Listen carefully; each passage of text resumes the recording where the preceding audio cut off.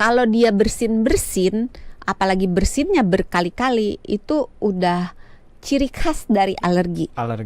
Jadi coba Pak Taufik ke dokter, sangat besar kemungkinan ini reaksi alergi gitu, sehingga dahaknya itu muncul. Atau di dalam tempat dia ketika merasa dahak atau reaknya itu gatel, itu ada sesuatu yang mengiritasi saluran pernafasannya. Jadi sebenarnya dahak itu muncul ketika tubuh merasa harus membela diri.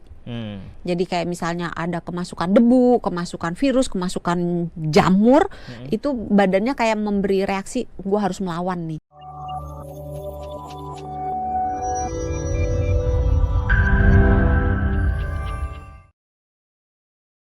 Masuk ke segmen pertanyaan dari sahabat Sonora nih yang punya problem yang sama mungkin tentang bau mulut. Pertama dari Pak Taufik, bertanya lewat voice note, silakan dipakai terlebih dahulu headphone-nya terus nanti agar bisa mendengarkan secara sempurna. Silakan Bung Peter selaku operator untuk memutarkan voice note-nya Pak Taufik.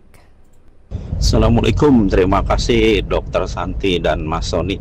Mau tanya sedikit dok, ini kalau pagi terutama saya sering kayak di kerongkongan ada dahak atau reak mungkin yang nyangkut di tengah-tengah tenggorokan gitu, dikeluarin nggak bisa, ditelan pun kadang sulit juga gitu. Nah itu sering menimbulkan terutama pagi hari ya efeknya efek mual gitu dok.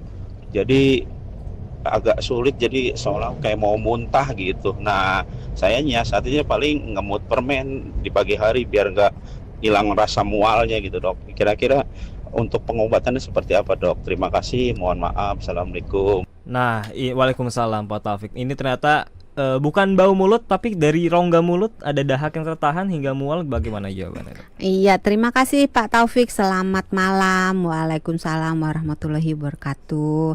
Ini pertanyaannya menarik karena banyak sekali kaum pria mantan perokok yang berhenti merokok itu merasa tenggorokannya gatel, terus kayak ada sesuatu gitu, itu kayak ada reak. Berarti udah jadi tanda khas tuh ya. Iya, kalau dia insap, kalau dia insap biasanya tenggorokannya. Coba mantan perokok yang lagi insap atau sudah insap gitu berbagi di sini. Rasa gatal itu biasanya timbul ketika dia udah berhenti merokok, tapi belum sepenuhnya berhenti merokok. Jadi dalam tahap dia baru-baru berhenti merokok. Tidak pernah merokok tuh justru malah Pak Taufik. Nah, kalau tidak pernah merokok, pertanyaan berikutnya adalah ada tanda-tanda GERD nggak? Jadi ada rasa tulang dadanya panas, di mulutnya ada rasa asam, ada rasa pahit. Kalau misalnya ada, berarti kemungkinan besar dahaknya itu muncul karena GERD-nya. Kalau nggak ada nggak dehidrasi? Copot aja, nggak enak. Soalnya jatuh-jatuh melulu, nggak tahan. Makanya jadi dokter bukan jadi penyiar gitu kan. Ada nggak tanda-tanda dehidrasi? Jadi misalnya minumnya kurang nggak, buang air kecilnya cukup nggak gitu, kulitnya rongga mulutnya kering nggak? Ada tanda-tanda alergi nggak? Bersin-bersin gitu. Mungkin munculnya hanya pada saat tertentu, misalnya munculnya kok malam doang atau pagi doang gitu. Biasanya kalau kayak gitu tanda-tanda alergi gitu. Jadi untuk Pak Taufik yang di daerah kerongkongannya, sebenarnya kerongkongan apa tenggorokan? Ini menambah nih Pak Taufik, rongga mulutnya kering, buang air lancar, alergi belum pernah. Cuma kalau bersin kadang suka lebih 10 kali baru berhenti. Nah, kalau dia bersin-bersin, apalagi bersinnya berkali-kali, itu udah ciri khas dari alergi. Jadi coba Pak Taufik ke dokter, sangat besar kemungkinan ini reaksi alergi gitu, sehingga dahaknya itu muncul. Atau di dalam tempat dia ketika merasa dahak atau reaknya itu gatel, itu ada sesuatu yang mengiritasi saluran pernafasannya. Jadi sebenarnya dahak itu muncul ketika tubuh merasa harus membela diri. Jadi kayak misalnya ada kemasukan debu, kemasukan virus, kemasukan jamur, itu badannya kayak memberi reaksi, gue harus melawan nih, dengan cara bikin reak supaya reaknya itu membawa si benda asing yang ada di dalam saluran pernafasan kita untuk ditendang keluar gitu, dengan cara dibatukan atau dengan cara dibersinkan.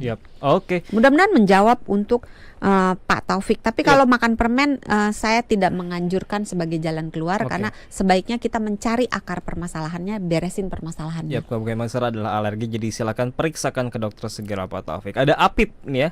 Apip bertanya, kalau pakai obat kumur sebelum tidur, apakah efeknya sama jadi nggak bau mulut? Nah ini mouthwash. Terima kasih Mas atau Bapak Apip di manapun berada. Selamat malam, terima kasih pertanyaannya. Kumur, tergantung kumur pakai apa. Obat kumur, berarti mouthwash ya dalam hal ini. Kalau mouthwash ada alkoholnya enggak? Karena kalau ada alkohol itu akan mengeringkan rongga mulut, malah jadi tambah parah. Terus kalau mau kumur dengan air biasa boleh.